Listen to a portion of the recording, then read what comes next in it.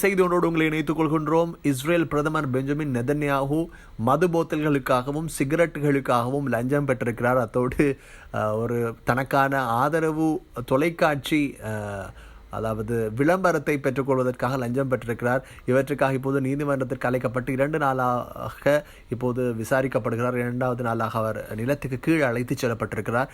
அதோடு அவருக்கு 5 அடுக்கு பாதுகாப்பு வழங்கப்பட்டிருக்கிறது. இவைகள் தொடர்பான விரிவான தகவல்களும் சிரிப்பாக இருக்கிறது. இவற்றுக்கெல்லாம் லஞ்சம் பெறுவார்களா என்று அது தொடர்பான விரிவான தகவல்களையும், அதோடு ஜெர்மனியினுடைய சான்சலர் பதவி நீக்கப்பட்டிருக்கிறார். அதாவது அவருக்கு எதிரான நம்பிக்கையில்லா வாக்கெடுப்பில் அவர் படுதோல்வியை கண்டிருக்கிறார். அவர் இஸ்ரேலுக்கு ஆதரவானவர். ஜெர்மன் சான்சலர் என்பது அந்த நாட்டினுடைய ஆட்சியாளர். அதாவது சான்சலர் என்று வருகின்ற போது ஒலஃப் ஸ்கால்ஸ் தற்போது இருக்கக்கூடியவர். சான்சலரான கதை அது பற்றியெல்லாம் பார்க்கலாம். சான்சலர் என்றால் என்ன என்றும் நாங்கள் உங்களுக்கு வழங்குவதற்கு காத்திருக்கிறோம். ஜனாதிபதி பிரதமர் கேள்விப்பட்டிருக்கிறோம். ஆனால் சான்சலர் அது ஜெர்மனியினுடைய பதவி. அங்கே ஜனாதிபதி பேரளவில் இருக்கிறார், பிரதமர் கிடையாது. ஆனால் சான்சலரினுடைய ஆட்சி தான் நடைபெறுகிறது. அதே போல ரஷ்யாவினுடைய அணு ஆயுத படைப்பிரிவினுடைய பிரதானி கொல்லப்பட்டிருக்கிறார். இவைகள் தொடர்பான விரிவான தகவல்களை வழங்குவதற்காக இணைந்து கொள்கிறோம். அன்பான நேயர்களே, உலக போருக்கு பின்னரான ஜெர்மனியுடைய அரசியல் அமைப்பில் மிக முக்கியமாக முதல் தடவையாக நம்பிக்கையில்லா பிரேரணை மூலமாக 2 தசாப்த கால பகுதிகளுக்கு பிறகு ஒருவர் பதவி நீக்கப்படுகின்ற மிக முக்கியமான சந்தர்ப்பமாக இது மாறியிருக்கிறது. ஜெர்மனியின் சான்சலர் அங்கலா மெர்க்கலின் பதவியை தொடர்ந்து ஜெர்மனியினுடைய சான்சலராக பதவியேற்றவர் ஒலஃப் ஸ்கால்ஸ். சான்சலர் என்றால் என்ன என்று நீங்கள் கேள்விப்பட்டிருப்பீர்கள். பொதுவாக ஒவ்வொரு நாட்டிலும் ஜனாதிபதி ஆட்சி முறைமை, பிரதமர் ஆட்சி முறைமை இருக்கும். ஆனால் ஜெர்மனியில் இருப்பது சான்சலர் ஆட்சி முறைமை. அங்கே ஒரு ஜனாதிபதி இருப்பார், பெயரளவு ஜனாதிபதி. ஆனால் அங்கே பிரதமர் பதவி கிடையாது, ஆனால் சான்சலராகத்தான் இருப்பார். ஜெர்மனியினுடைய சான்சலராக இருந்த அடால்ஃப் ஹிட்லரை பற்றி எல்லோருக்கும் தெரியும். அந்த பதவி தான் இதுவரை மிக உயர்ந்த பதவியாக ஜெர்மனியிலே பார்க்கப்படுகிறது. அரச நிர்வாக பொறிமுறையின் தலைமை பதவி சான்சலர் தான் அங்கே பதவி வகிப்பார். அவர்தான் பிரதானி. அவரின் கீழ் தான் அமைச்சர்கள் வருவார்கள், பிரதமர் கிடையாது.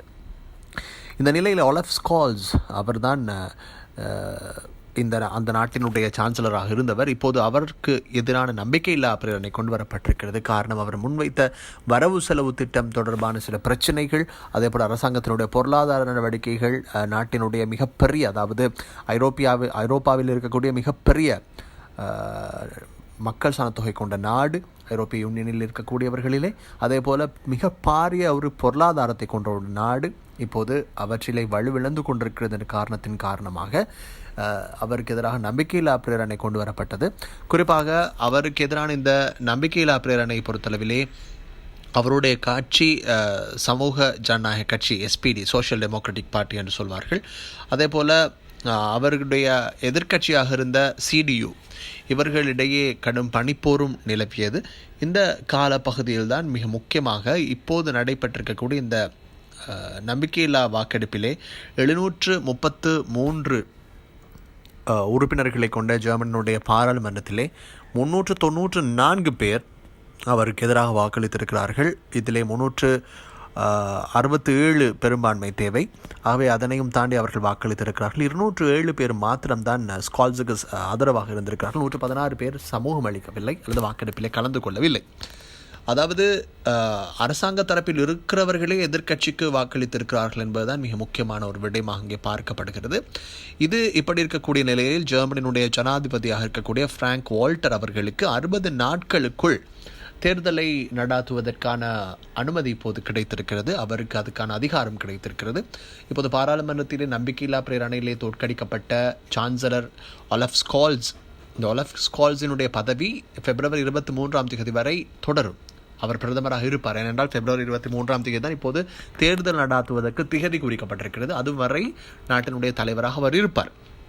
ஆனால் அதாவது அரசாங்கத்தினுடைய தலைவராக இருப்பார். ஆனால் மிக முக்கியமான ஒரு விடயத்தை கவனிக்க வேண்டியதாக இருக்கிறது. அவருடைய அரசாங்கம் இப்போது வலுவிழந்து விட்டது. அது பேரளவு அதாவது மறு அரசாங்கம் வரும் வரையான ஒரு இடைக்கால பகுதி தான். ஏன்னா அந்த இடைக்கால அரசாங்கம் தான் ஏற்கனவே இருந்தது. அந்த அரசாங்கத்தினுடைய, அதாவது காப்பக அரசாங்கம் என்று சொல்வார்கள், அதனுடைய அதாவது ஒன்றிணைக்கப்பட்ட பல கட்சிகளினுடைய கூட்டணியிலே தான் அது அமைந்திருந்தது. அதிலிருந்து சில கட்சிகள் விலகி இருந்தன. குறிப்பாக 2021 நடைபெற்ற பாராளுமன்ற தேர்தலிலே சமூக ஜனநாயக கட்சி SPD அவர்கள் மிக முக்கியமாக 2 தசாப்த காலங்களிலே பெற்ற மிக அதிகமான வாக்குகளை, அதாவது 25.7% வாக்குகளை பெற்று வெற்றி பெற்றார்கள். அதே போல் ஒரு மிகப்பெரிய ஒரு கட்சி முதல் தடவையாக பெரும்பான்மை பெற்ற ஒரு சந்தர்ப்பமாகவும் அது பார்க்கப்பட்டது. அவர்களோடு இணைந்தார்கள் கிரீன் கட்சி, அதே போல் மத்திய இடதுசாரி கட்சி என்பன இணைந்து அவர்களோடு அறுதி பெரும்பான்மையை நிலைநாட்டின. என்றாலும் அவர்கள் 2019-2021 ஆண்டு காலப்பகுதியிலே அவர்கள் அதாவது சுதந்திர ஜனநாயக கட்சி என்ற பெயரில் FDP என்ற கட்சி, அதே போல் லிபரல் கட்சி, அதாவது பொருளாதார ரீதியான லிபரல் கட்சி என்பன இணைந்து அவர்கள் 2021 ஆண்டு தேர்தலில் முகம் கொடுத்திருந்தார்கள் என்பதனை இங்கே ஞாபகப்படுத்த வேண்டும். பிறகு அவர்கள் இந்த நிலைமைகள் காரணமாக சிலர் விலகி இருந்தார்கள். 3 கட்சிகள் தான் அந்த அரசாங்கத்தினை நடாத்தியிருந்தன. ஆனால் நவம்பர் மாத கால பகுதியிலே கடன் மறுசீரமைப்பு தொடர்பான சில பிரச்சனைகள் எழுந்தபோது அவர்களினுடைய நிதி அமைச்சராக இருந்த கிறிஸ்டியன் லிண்ட்னர் அவர்களை பதவி விலகு செய்திருந்தார் சான்சலர். அதனைத் தொடர்ந்து ஏற்பட்ட சில மனமுறுகள் நிலைமைகள் காரணமாக சில அரசாங்க கட்சிகள் அரசாங்கத்தினுடைய கூட்டணியிலிருந்து விலகின. அதனைத் தொடர்ந்து SPD மற்றும் கிரீன் ஆகிய கட்சிகள் மிக மனமுறுகள் நிலைக்குட்படுத்தப்பட்டன. அதனைத் தொடர்ந்து 100 நாட்களுக்குள் ஒரு இடைக்கால அரசாங்கம் அமைந்தது. என்றாலும் அதுதான் இப்போது நம்பிக்கையில்லா பிரேரணைக்கு முகம் கொடுத்து தோல்வியை சந்தித்திருக்கிறது. இந்த நிலையிலே நாங்கள் இன்னொரு விடயத்தினை நாங்கள் பார்க்க வேண்டும். 2ஆம் உலக மகா யுத்தத்திற்கு பிறகான ஜெர்மனியுடைய அரசியலமைப்பில் இது மிக முக்கியமான ஒரு தனித்துவமான இடத்தை பிடிக்கிறது. பாராளுமன்றத்தை கலைப்பதற்கு இப்படி ஒரு சம்பவம் இடம்பெற்று அவருக்கு ஜனாதிபதிக்கு அதிகாரம் கிடைக்கின்ற பட்சத்தில் 100 நாட்கள், அதாவது 60 நாட்களுக்குள் பாராளுமன்ற தேர்தலை நடாத்த வேண்டும். இந்த நிலையில்தான் இந்த நிகழ்வு இப்போது இடம்பெற்றிருக்கிறது. குறிப்பாக கிறிஸ்மஸ் இடம்பெற இருப்பதனால் அதனைத் தொடர்ந்து உத்தியோகபூர்வ அறிவிப்பு வெளியாகி பாராளுமன்றம் கலைக்கப்படும் என்று எதிர்பார்க்கப்படுகிறது. இது இப்படி இருக்கக்கூடிய நிலையிலே அதிகரித்த வரி, இவைகள் மிக முக்கியமான உணவு மீதான அதிகரித்த வரிகளும் இதற்கு மிக முக்கியமான காரணமாக கருதப்படுகிறது. அதே போல் இன்னும் சில விடயங்களை நாங்கள் பார்க்கின்ற போது வலதுசாரி, அதாவது மத்திய வலதுசாரி கட்சிகளுள் ஒன்றான அதாவது ஃப்ரெட்ரிச் மெர்ஸ் அவர்களினுடைய கட்சி தான் அடுத்த ஆட்சியை பிடிக்கும் என்று எதிர்பார்க்கப்படுகிறது. அவரினுடைய கட்சி தான் இப்போது கருத்து கணிப்புகளிலே முன்னிலை வகிப்பதாகவும் தெரிவிக்கப்படுகிறது. குறிப்பாக ஜெர்மனியினுடைய அரசியலிலே 7 பிரதான கட்சிகள் அங்கே காணப்படுகின்றன. இவைகளிலே த கிறிஸ்டியன் டெமோக்ராட்ஸ் என்று சொல்லக்கூடிய கிறிஸ்தவ ஜனநாயக கட்சி CDU மற்றும் கிறிஸ்தவ சமூக யூனியன் கட்சி CSU, இவைகள் மிக முக்கியமாக SPDயினுடைய இன்னும் ஒரு சில கட்சிகள், இப்படி பல கட்சிகள் அங்கே இருக்கின்றன. இந்த நிலையில்தான் இந்த மிக முக்கியமாக ஸ்கோல்ஸ் அவர்களினுடைய தோல்வி, ஃப்ரெட்ரிச் மெர்ஸ் அவர்களினுடைய CDU அல்லது CSUவினுடைய அடுத்த கட்ட வெற்றி என்பது ஜெர்மனியினுடைய ஆட்சியை தீர்மானிக்கும் என்று எதிர்பார்க்கப்படுகிறது. இவைகள் இப்படி இருக்கக்கூடிய நேரத்திலே உதவி சான்சலராக இருக்கக்கூடிய ராபர்ட் ஹபெக் அவர்களும் அதாவது சுற்றாடல் பச்சை கட்சி, அதாவது என்வாயன்மெண்டலிஸ்ட் கிரீன்ஸ் என்று சொல்லக்கூடிய கட்சி, அந்த கட்சியினுடைய தமிழாக்கத்தை நேரடியாக எங்களுக்கு அப்படி வழங்க முடியாது. காரணம், அதனை பொதுவாக கிரீன் கட்சி என்று தான் நாங்கள் அழைப்போம். அதனுடைய பங்கும் அங்கே மிக முக்கியமானதாக கருதப்படுகிறது. அவரும் சான்சலர் பதவிக்கு போட்டியிடுவார் என்று எதிர்பார்க்கப்படுகிறது. இந்த நேரத்தில் தான் நாங்கள் ஃப்ரெட்ரிச் மெர்ஸ் அவர்கள் அடுத்த சான்சலராக தெரிவாவதற்கு பிரதான வாய்ப்புகள் இருக்கின்றன என்று கருதப்படுகிறது. இது இவ்வாறு இருக்கக்கூடிய நேரத்தில் இவர் தொடர்படுகிறார் என்றால், அதாவது ஜெர்மனியினுடைய சான்சலர் ஆலஃப் ஸ்கோல்ஸ் இஸ்ரேல் பிரதமருக்கு உதவி நல்கக்கூடிய மிகப்பெரிய ஒரு ஐரோப்பிய யூனியனுடைய ஆதரவாளர் என்பது குறிப்பிடத்தக்கது. இஸ்ரேலுக்கான ஆயுத வழங்கல்களாக இருக்கலாம் அல்லது ஐக்கிய நாடுகள் சபையினுடைய உதவிகளாக இருக்கலாம். இப்படி பல்வேறு விடயங்களை ஜெர்மன் அவர்களுக்கு வழங்கி வருகிறது. அமெரிக்காவோடு இணைந்த ஒரு மிக முக்கியமான ஒரு நாடு என்பதனைத்தான் நாங்கள் இங்கே பார்க்க வேண்டும். காரணம், 2ஆம் உலக யுத்த கால பகுதியிலே இஸ்ரேலியர்கள் அதிகம் கொல்லப்பட்ட வரலாறு இருக்கிறது ஜெர்மனினால். ஆனால் இப்போது அந்த ஜெர்மன் இருக்கிறதா என்று கேட்டால் கண்டிப்பாக இல்லை. அவர்கள் இஸ்ரேலுக்கு ஆதரவாக இருக்கிறார்கள். அதுதான் மிக முக்கியமான விடயமாக இருக்கிறது. இது இவ்வாறு இருக்கக்கூடிய நேரத்தில் தான் இந்த சம்பவம் பதிவாகி இருக்கிறது. இது இவ்வாறு இருக்கக்கூடிய நிலையில் இஸ்ரேல் பிரதமர் பெஞ்சமின் நெதன்யாஹு பற்றிய சில விடயங்களையும் நாங்கள் பார்த்தாக வேண்டும். பெஞ்சமின் நெதன்யாஹு 2வது தடவையாக அவர் வழக்கு மன்றத்திலே அல்லது நீதிமன்றத்திலே சமூகம் அளித்திருக்கிறார்.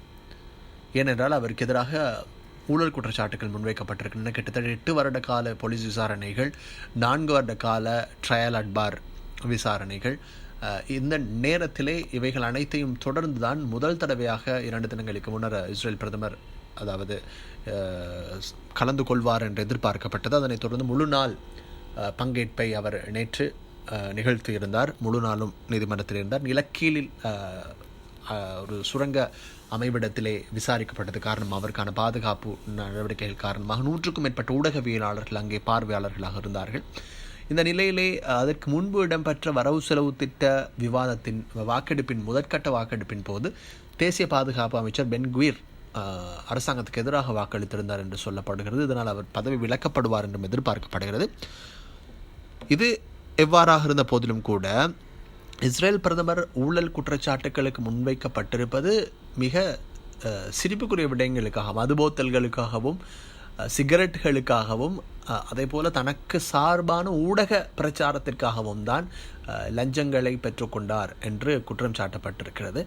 ஆகவே இந்த விடயங்களை வைத்து பார்க்கின்ற போது அவர் இப்போது ஒரு நடப்பு பிரதமர் ஒருவர் அழைக்கப்பட்டு விசாரிக்கப்படுகின்ற மிக முக்கியமான ஒரு சந்தர்ப்பமாக இது கருதப்படுகிறது. எனவே இப்போது இஸ்ரேல் பிரதமர் 2வது தடவையாக நீதிமன்றத்தில் முழு நாள் ஆஜர் ஆகி இருப்பதன் காரணமாக 5 அடுக்கு பாதுகாப்பு அங்கே வெளியிலே வழங்கப்பட்டிருப்பதாக தெரிவிக்கப்படுகிறது. இவைகளை தாண்டி இன்னும் சில விடயங்களையும் நாங்கள் பார்க்க வேண்டும். இஸ்ரேல் பிரதமர் பெஞ்சமின் நெதன்யாஹூ இவ்வாறு இந்த விடயத்திலே சிக்கிக் கொண்டிருக்கக்கூடிய நேரத்திலே பல்வேறு கண்டனங்களை பெற்றிருக்கிறார் நீதிபதிகளிடமிருந்து. அதே போலத்தான் இப்போது சில செய்திகள் எங்களுக்கு தெரிவிக்கின்றன. ரஷ்யாவினுடைய மிக முக்கியமான அதாவது அணுசக்தி பாதுகாப்பு படைப்பிரிவினுடைய பிரதானியாக கருதப்படக்கூடிய ஐகர் கிரில்லோவ் அவர்கள் மாஸ்கோ நகரில் இடம்பெற்ற ஒரு வெடிப்பு சம்பவத்திலே கொல்லப்பட்டிருக்கிறார் என்றும் தெரிவிக்கப்படுகிறது. இது இவ்வாறு இருக்கிறது. இந்த விடயங்களை நாங்கள் பார்த்தாக வேண்டும். அது தொடர்பில் நாங்கள் பிரிதொரு காணொலியில் பிரத்யேகமாக பார்க்கலாம். ஆகவே இப்போது ஜெர்மன் சான்சலரினுடைய இந்த பதவி இழப்பு அல்லது அவர்களுடைய தோல்வி என்பதும் இஸ்ரேலினுடைய ஆதரவு நிலைப்பாடு கொண்ட இந்த ஒரு ஜெர்மனினுடைய ஆட்சியாளரினுடைய பதவி நீக்கல் என்பதும் இஸ்ரேலுக்கு மிகப்பெரிய ஒரு விடயமாகவும் இருக்கலாம் என்று எதிர்பார்க்கப்படுகிறது. அதேபோல் இஸ்ரேல் பிரதமர் எதிர்கொள்கின்ற இந்த வழக்கு மிக முக்கியமானது. அது ஊழல் குற்றச்சாட்டு. அவர் பதவியிலிருந்து நீக்கப்பட வேண்டும் என்பது அந்த நாட்டினுடைய மக்களினுடைய கோரிக்கை. இப்படி இருக்கக்கூடிய நிலையில் தேர்தலை முகம் வைத்து கொண்டு அவர் போரை நடாத்துகிறார். அதிலே அவர் தோல்வி அடைவார் என்ற நிலையில் அவர் இந்த வழக்குகளிலும் அவர் அந்த கருத்துக்களை தான் தெரிவித்திருக்கிறார். நான் போரிலே நடாத்தி கொண்டிருக்கிறேன், நான் நாட்டினுடைய பிரதமராக இருக்கிறேன் என்று தெரிவித்திருக்கிறார். எதேவாறாக இருந்த போதிலும் அவரினுடைய இந்த வழக்கினுடைய பிரசன்னம் என்பதை அவர் மிகுந்த மன விரக்தியில் இருக்கிறார் என்பதனை சுட்டிக்காட்டுகிறது. தொடர்ந்து இணைந்து நீங்கள் அன்பான நேயர்களே.